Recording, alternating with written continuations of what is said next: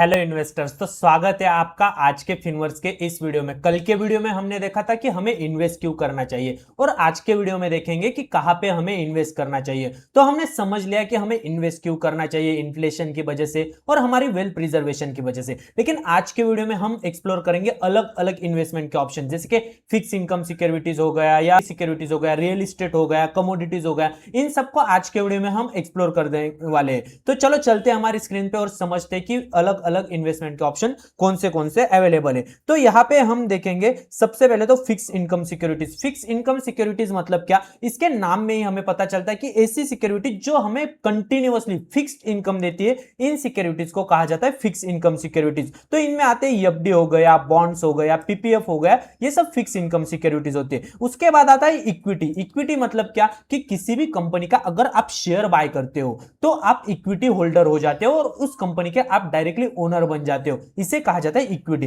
Then real estate. तो real estate अगर हम देखें तो ये बहुत ज्यादा अमाउंट इसको लगता है, लेकिन कुछ ऐसे ऑप्शन अवेलेबल है जिसके जरिए आप कमर्शियल रियल एस्टेट में छोटे छोटे पार्ट्स में भी इन्वेस्ट कर सकते हो। तो ये भी हम आने वाले वीडियो में देखेंगे। और तुम्हारा है कमोडिटीज। कमोडिटीज मतलब जैसे कि प्रेशियस मेटल हो गए, जैसे गोल्ड हो गया, सिल्वर हो गया, इन सबको कहा जाता है कमोडिटीज। और कमोडिटीज होते हैं, कुछ हार्ड कमोडिटीज होते हैं और कुछ सॉफ्ट कमोडिटीज होते हैं। तो हार्ड कमोडिटीज में गोल्ड सिल्वर आ जाते हैं और सॉफ्ट कमोडिटीज मतलब कि आपके जो व्हीट हो गया या आपका जो चावल हो गया, आपका जो राइस हो गया, इसमें भी आप इन्वेस्ट कर सकते हो। इसके भी ऑप्शंस अवेलेबल मार्केट में है। तो इसमें कैसे इन्वेस्ट करना ये हम हमारे आने वाली सीरीज में देखने वाले, लेकिन ये आज हम ये एक्सप्लोर करेंगे हमारे जो भी इन्वेस्टमेंट ऑप्शन अवेलेबल है वो। तो एक एक करके हम हमारे इन्वेस्टमेंट ऑप्शन एक्सप्लोर करते हैं। तो सबसे पहले जो है हमारा फिक्स इनकम इंस्ट्रूमेंट। तो फिक्स इनकम इंस्ट्रूमेंट मैंने जैसे आपको बताया, फिक्स इनकम मतलब क्या कि जो कि आपको कंटिन्यूअसली फिक्स्ड इनकम देते हैं, मतलब इसका जो रिटर्न रहता है वो फिक्स रहता है। तो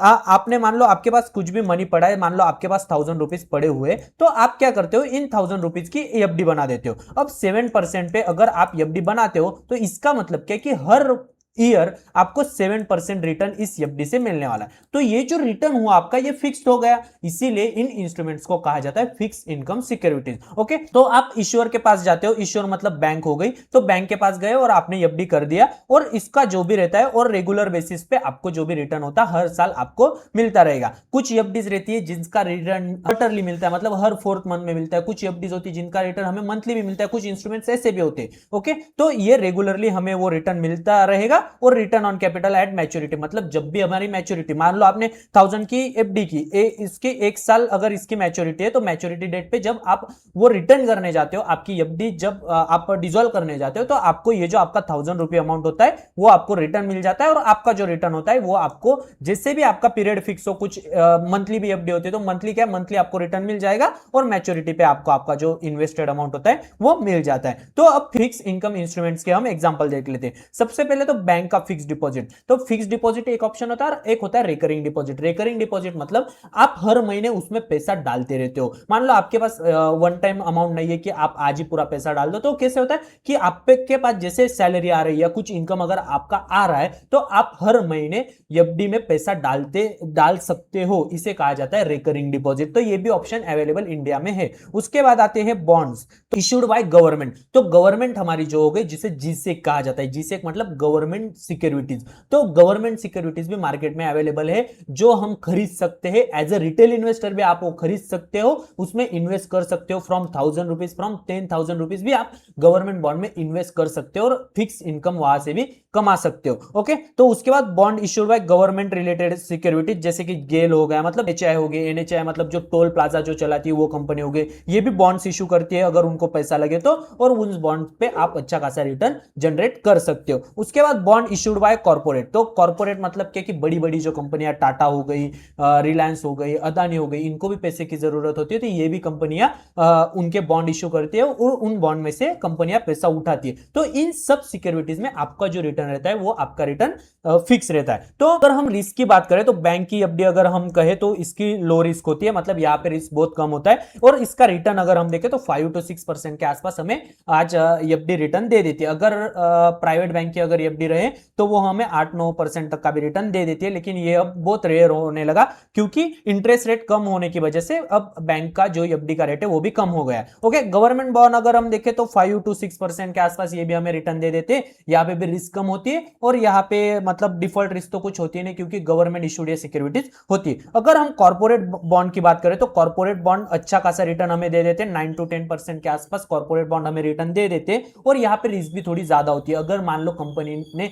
अच्छा नहीं किया और कंपनी अगर बैंक करप्ट हो गई, तो इस सिनारियो में आपके मतलब जो भी आपकी कैपिटल है वो आपकी मतलब डूबने के चांसेस बढ़ जाते हैं। ओके, तो यहाँ पे रिस्क थोड़ी ज्यादा होती है, लेकिन यहाँ पे रिटर्न भी ज्यादा होता है। तो इसके बाद हम देखेंगे इक्विटी। तो इक्विटी मतलब क्या कि इक्विटेबल राइट्स। इक्विटी का जो फुल फॉर्म है वो इक्विटेबल राइट्स, मतलब आप अगर किसी भी कंपनी की इक्विटी बाय कर रहे हो, इसका मतलब ये होता है कि आप उस कंपनी का ओनरशिप बाय कर रहे हो। ओके, तो अगर आप इक्विटी में इन्वेस्ट करते हो तो आप इन्वेस्ट करते हो, आप उस कंपनी के ओनरशिप या कुछ तो पार्ट रहता है, शेयर जिसे कहा जाता है, उस कंपनी का कुछ शेयर। मान लो आपने 1000 रुपीज देके रिलायंस का शेयर बाय कर लिया, इसका मतलब आप 0.001% आप रिलायंस के ओनर बन गए। ओके, तो मतलब आप उस कंपनी की ओनरशिप बाय करते हो, इसे कहा जाता है इक्विटी। ओके, अगर कंपनी ग्रो हुई तो इसके साथ आपकी जो वेल्थ होती है वो भी ग्रो होती है, और आपको भी अच्छा खासा मुनाफा अगर कंपनी ग्रो करती है तो होता है। अगर आप ये देखें तो ये कहां से आप कर सकते हो, तो बीएसई और एनएसई ये दो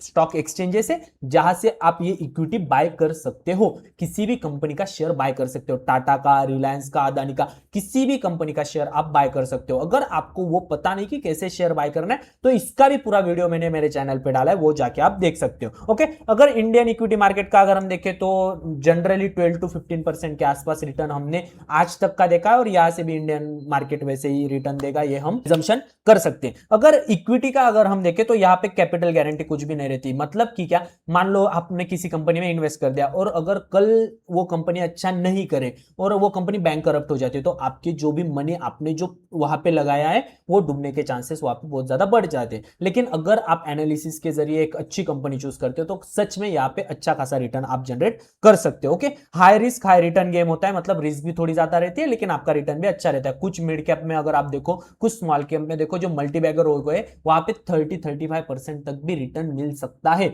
लेकिन आपको वैसे एनालिसिस करके, फंडामेंटल एनालिसिस रहता है, टेक्निकल एनालिसिस रहता है कंपनी का, वो सब करके आप वहां पे इन्वेस्टमेंट कर सकते हो। ओके, स्किल लगेंगे, पेशेंस और डिसिप्लिन, मतलब आपको अगर इक्विटी में इन्वेस्ट करना है तो आपको वो एनालिसिस, वो बाकी सब स्किल्स लगते हैं। ठीक है, उसके बाद अगर इक्विटी की हम बात करें तो अगर इंडिया में देखो तो एचडीएफसी बैंक हो गया, रिलायंस हो गया, टीसीएस हो गया, इंफोसिस हो गया, ये बड़ी बड़ी कंपनियों का सब नाम है, इसमें आप इन्वेस्ट कर सकते हो, इनकी इक्विटी आप बाय कर सकते हो। ओके, उसके बाद हमारा अगला ऑप्शन आता है रियल इस्टेट। तो रियल इस्टेट में अगर हम देखें तो कोई भी लैंड लेना हो गया, लैंड को रेंट पे देना हो गया, या कोई भी बड़ी कमर्शियल पार्क हो गया, कमर्शियल रियल इस्टेट बाय करना और उससे कंटिन्यूअसली रिकरिंग इनकम जनरेट करना, ये भी एक इन्वेस्टमेंट का अच्छा खासा ऑप्शन हो सकता है। अब आप कहोगे कि मेरे पास तो इतना अमाउंट नहीं है, तो मैं इन्वेस्ट कैसे कर सकता हूं रियल एस्टेट में? तो REITs, real estate investment trust करके एक ऑप्शन अवेलेबल है मार्केट में, जिसमें आप 5,000 से इन्वेस्ट कर सकते हो और ऐसे बड़े बड़े कमर्शियल पार्क्स में आप आपकी ओनरशिप बाय कर सकते हो। ये भी ऑप्शन सब मार्केट में अवेलेबल है, इसके बारे में भी हम चैनल पे आगे डिस्कस करने वाले हैं, इसके लिए सब्सक्राइब जरूर कर लें। तो सेट का अगर हम देखें ट्रेडिशनल, तो हम रेंटल इनकम एक्सपेक्ट कर सकते हैं 2 to 3% का, और जो हमारा कैपिटल मतलब जो भी हमारी प्राइस बढ़ेगी रियल एस्टेट की, वो भी हमारा बेनिफिट होगा। ओके, तो ये कॉम्प्लेक्स एक ट्रांजेक्शन प्रोसेस हम कह सकते हैं, क्योंकि रियल एस्टेट का डॉक्यूमेंटेशन वो ये सब कॉम्प्लेक्स हो गया।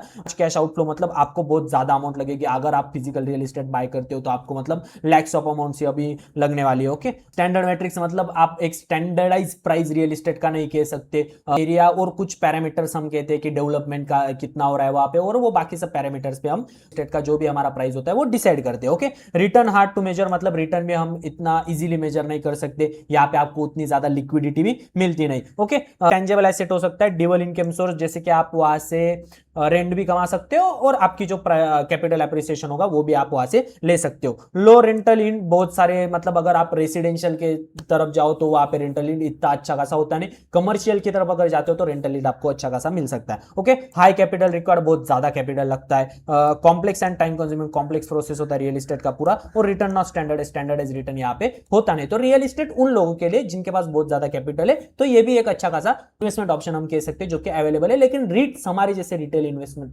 के लिए भी अवेलेबल है, उसका भी हम आगे देखने वाले आगे आने वाले वीडियोस में। ओके, उसके बाद एक अच्छा ऑप्शन अवेलेबल होता है जो कि कमोडिटी या बुलियन। कमोडिटी मतलब क्या, जैसे कि मैंने आपको बताया हार्ड कमोडिटीज होते हैं और सॉफ्ट कमोडिटीज होते हैं। हार्ड कमोडिटीज मतलब जो भी चीजें माइनिंग से मिलती है, जैसे कि क्रूड ऑयल हो गया, गोल्ड हो गया, सिल्वर हो गया, डायमंड हो गया, ये सब हार्ड कमोडिटीज हो गए, तो इसमें आप इन्वेस्ट कर सकते हो। ओके, तो गोल्ड या सिल्वर में आप कैसे इन्वेस्ट कर सकते हो, ज्वेलरी हो गई, ज्वेलरी के इससे आप इन्वेस्ट कर सकते हो। देन ईटीएफ के जरिए आप इन्वेस्ट कर सकते हो। आप कहोगे कि मेरे पास तो इतना पैसा ही नहीं कि मैं इतना ज्यादा गोल्ड खरीदो, तो ईटीएफ आपको फ्लेक्सिबिलिटी देता है कि आप ₹200 से आपकी इन्वेस्टमेंट गोल्ड, सिल्वर, कॉपर इन जैसे प्रेशियस मेटल में आपकी इन्वेस्टमेंट स्टार्ट कर सकते हो। अगर आपको पता नहीं कि ईटीएफ कैसे बाय करना है तो मेरे चैनल को सब्सक्राइब कर लेना, क्योंकि ये भी वीडियो में आने वाले सीरीज में मैं डालने वाला हूं कि हमें ईटीएफ कैसे हम बाय कर सकते हैं, 100-200 से हम गोल्ड में कैसे इन्वेस्ट कर सकते हैं, सिल्वर में कैसे, तो ये ऑप्शन अवेलेबल है। देन एसजीबी, सेवरन गोल्ड बॉन्ड, एक गवर्नमेंट की अच्छी स्कीम है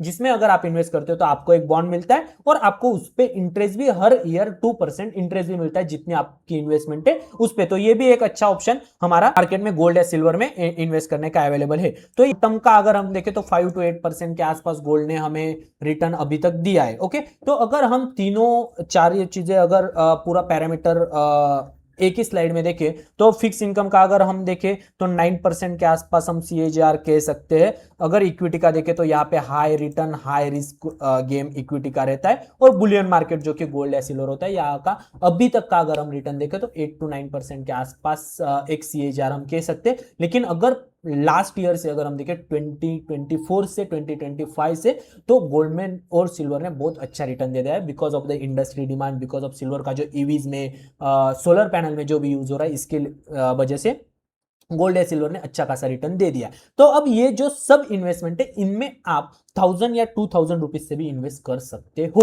और इसके ऑप्शंस मार्केट में अवेलेबल है, वो भी हम हमारे आने वाले वीडियोस में एक्सप्लोर करने वाले। ओके, तो things to remember before investing, अगर आप किसी भी तरह के इन एसेट्स में इन्वेस्ट करना चाहते हो तो सबसे पहले तो रिस्क, आपका रिस्क एपिटाइट क्या है। अगर आप कम रिस्क लेना चाहते हो, अगर आपको फिक्स इनकम चाहिए तो आपको फिक्स इनकम सिक्योरिटीज की तरफ ही जाना चाहिए। अगर आप आपका कैपिटल प्रिजर्व करना चाहते हो तो आपको फिक्स इनकम सिक्योरिटीज की तरफ जाना चाहिए। अगर आप आपके 20s या 30s में हो तो आप रिस्क ले सकते हो, तो आपको इक्विटी की तरफ आपका डाइवर्सिफिकेशन करना चाहिए, या गोल्ड या सिल्वर। तो बुलियन मार्केट आज तक बहुत सारे इंडियन पेरेंट्स का या इंडियन कल्चर का बहुत ज्यादा इस पे डोमिनेंस हम कह सकते हैं या ट्रस्ट कह सकते हैं, तो आप गोल्ड या सिल्वर की तरफ भी जा सकते हो। रियल एस्टेट का जैसे मैंने आपको कहा कि यहाँ पे इन्वेस्टमेंट आपको ज्यादा लगेगी, लेकिन रीट्स करके ऑप्शन आते हैं जिसमें आप 5000 रुपीज से भी इन्वेस्ट कर सकते हो, वो भी हम एक्सप्लोर करेंगे। इक्विटी का अगर हम देखें तो अगर आप लार्ज कैप में जाते हो तो थोड़ी बहुत कम रिस्क होती है, लेकिन वहां पे 12 to 14% तक आप रिटर्न कमा सकते हो। अगर आप मीडिया